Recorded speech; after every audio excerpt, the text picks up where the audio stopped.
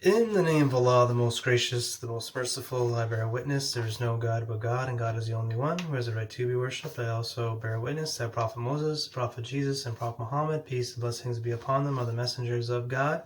And I seek refuge in Allah from the rejected, Satan. So greetings of peace, and thanks for tuning in. May the peace and blessings of Allah be with you. So in these videos, we prepare for the coming of Imam Mahdi, as well as the second coming of Jesus, peace and blessings be upon them.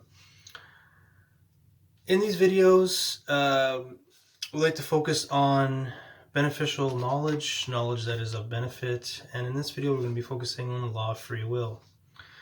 So we know from the authentic hadiths of Prophet Muhammad, peace and blessings be upon him, that Imam Mahdi will transform the world from a place of oppression, tyranny, injustice, and cruelty into a world of abundance, justice, equality, and harmony. So how does one go about doing that? We're going to touch on that in this video. We're going to look also how Prophet Moses, Prophet Jesus, and Prophet Muhammad, peace and blessings be upon him, how they themselves also transform the world. We can see that, Moses, through his free will, that he aligned with God, did miracles by the will of God, transformed the consciousness of his people, as well as receive the Torah and transform the destiny of humanity. Also, Prophet Jesus was very similar, did miracles, even at a young age, gained a following. He taught and fulfilled the law of the Torah, of God's laws, and also preached the good news, the Gospels of Jesus as well. And a great amount of Christians exist today by the actions of Jesus, peace and blessings be upon him, and Moses, as well as our beloved Prophet Muhammad, peace and blessings be upon him. He also transformed the Middle East prior to him receiving the revelations of the Quran. Alhamdulillah, that the Arabs were known as the dogs of the desert. They were lawless. They had no legislation, no government, and within a few years, the Middle East was transformed. They had governments. They were expanded through North Africa, into parts of Asia, into parts of Europe as well. That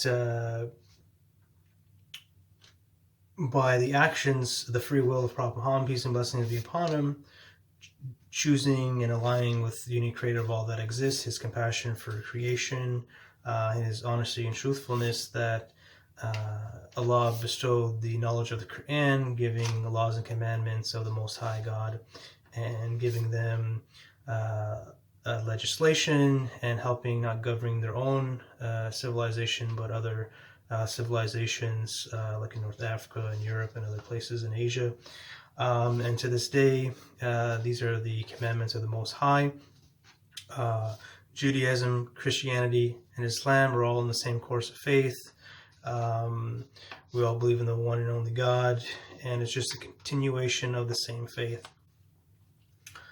So Imam Mahdi, I believe, peace and blessings be upon him, will transform the world by embodying these divine laws and commandments, by raising his frequency, by understanding these hidden laws that Allah has all around us, that we're all subject to, like our shadows are subject to the position of the sun.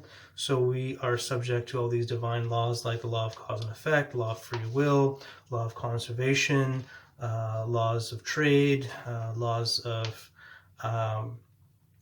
forgiveness, laws of punishment, laws of reward, very many laws that I get into these videos, and more to come, inshallah, will help us prepare for the coming of Imam Mahdi and understand these unseen laws that govern our reality. So as we know, Allah, the unique creator of all that exists, has perfect control of everything, regulates all affairs, all laws and commandments. He is the source of all laws and commandments. And he uses instruments like prophets and messengers to transform the world through particular prophets and messengers, like I gave the example for Moses, Jesus, and Prophet Muhammad, peace and blessings be upon them. Now also Imam Mahdi will also transform the world, as the authentic hadith goes by Prophet Muhammad, peace and blessings be upon him, that he will transform the world from injustice, corruption, tyranny, and cruelty into a world of abundance, harmony, balance, and justice and equity.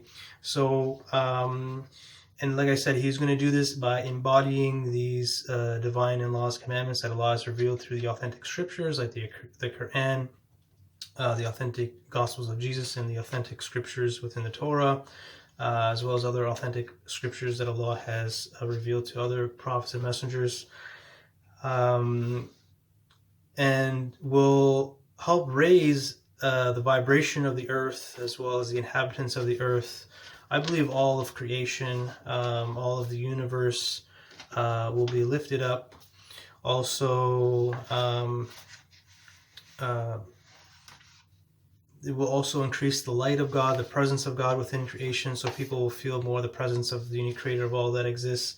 And this is done by embodying these divine laws and commandments, actually applying them in our lives as well as his.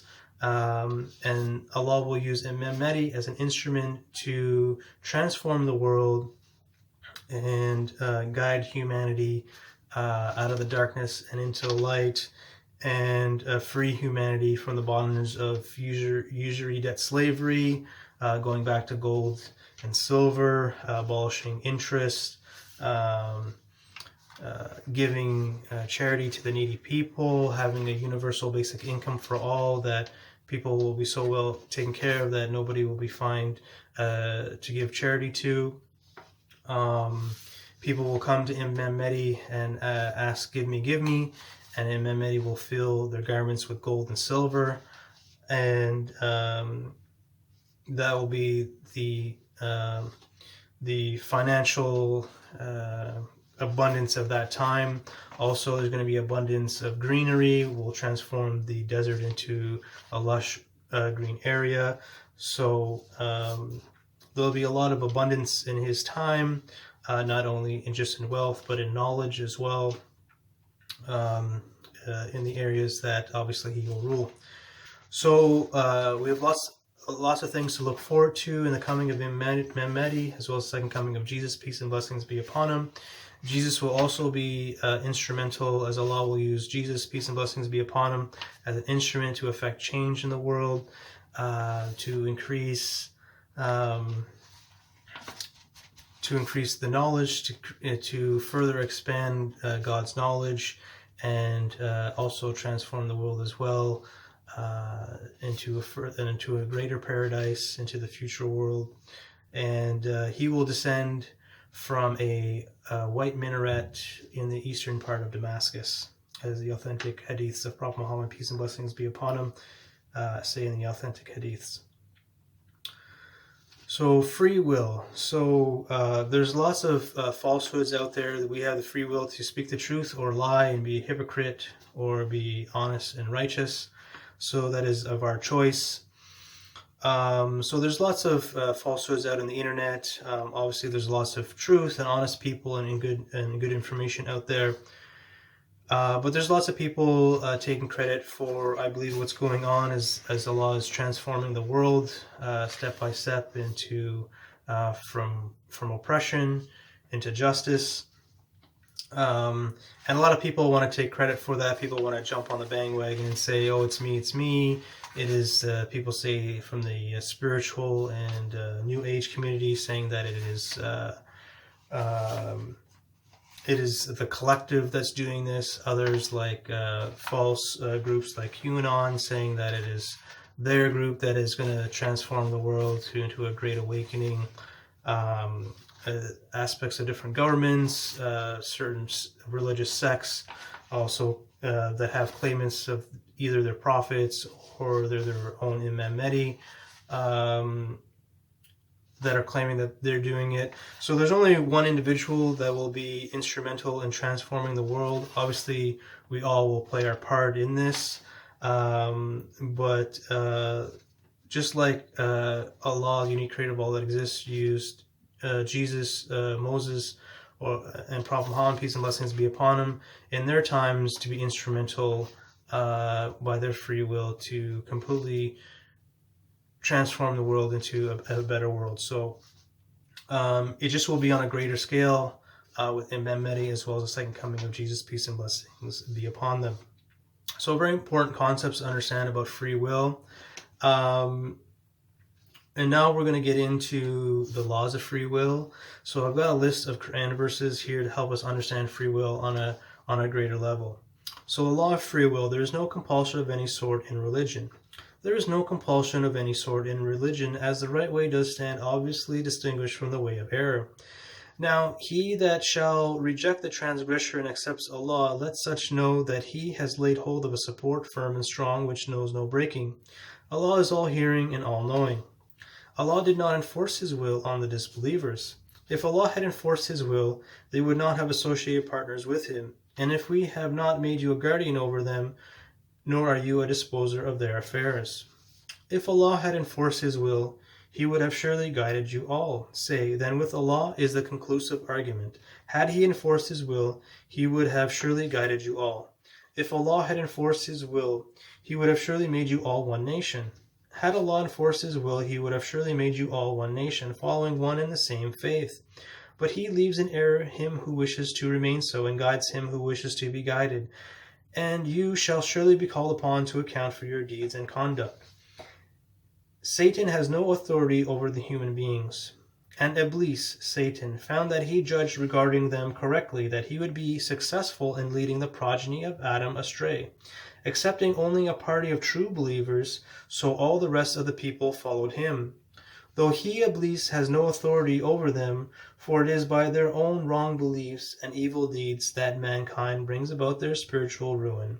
It happens thus so that we might distinguish those who believe in the hereafter from those who are suffering from doubts about it. Indeed, your Lord is watchful over and preserver of everything.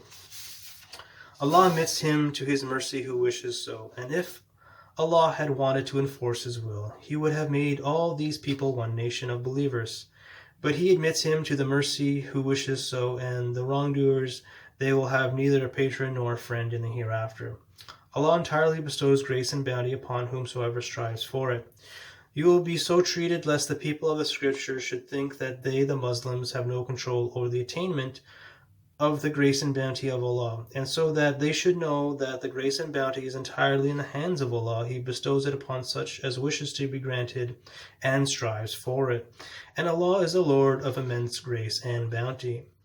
Let him who wishes follow the way leading to his Lord. Verily, this Quran is a reminder. Therefore, let him who will follow the way leading towards his Lord. Verily, this Quran is a reminder. So let him who wishes take away to his Lord. You are not appointed as a keeper, stern and hard to compel the disbelievers. Keep on admonishing them, even if they insist on shutting their eyes. So your duty is one of an admonisher. You are not appointed a keeper, stern and hard to compel them. So those are some of the Quran verses that discuss free will within the Quran. It gives us a broader understanding of free will. Obviously, we don't have a full capacity of free will, that we are governed, we are subject to all these divine laws of cause and effect, laws of free will, laws of conservation, laws of harmony and balance, laws of reward and punishment, all sorts of laws and commandments that are running through the unseen that we are subject to. Just like our shadows are subject to the position of the sun, we too are subject to these divine laws. And we have a limited free will. For example, we don't have the free will to make the sun rise from the east and rise from the west and set in the east. That is, Allah has these laws governing astral bodies, celestial bodies like the sun and the moon and the earth. And also laws of physics like gravity and stuff like that, which we're need more research and understanding in those particular laws. But Allah has revealed a great many of these more important laws as a guideline for humanity to expand and grow consciously. So another important thing to understand is there's no compulsion of any sort in religion, that anybody has a free will to believe in religion or not, that the falsehood and the truth are very distinguished, and it is your choice if you want to believe into falsehoods or believe in the truth. And obviously the truth will always prevail over the falsehoods. Also, as Muslims, as true believers in the one and only unique creator of all that exists, we're obligated to also teach others Islam, the knowledge of God, and but we're not appointed to be a keeper, stern and hard to compel them, just to give them guidance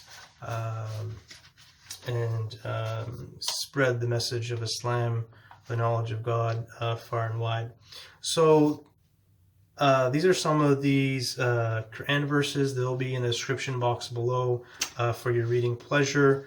Feel free to copy and paste, read them as much as you want, and inshallah there'll be more videos to come giving us a greater understanding of these divine laws and commandments. So for us to prepare for the coming of Imam Mahdi, as well as the second coming of Jesus, peace and blessings be upon them. So I hope you enjoyed this video. I hope you take Allah as your shield, and may the peace and blessings of Allah be with you. Thank you. Take care. Peace.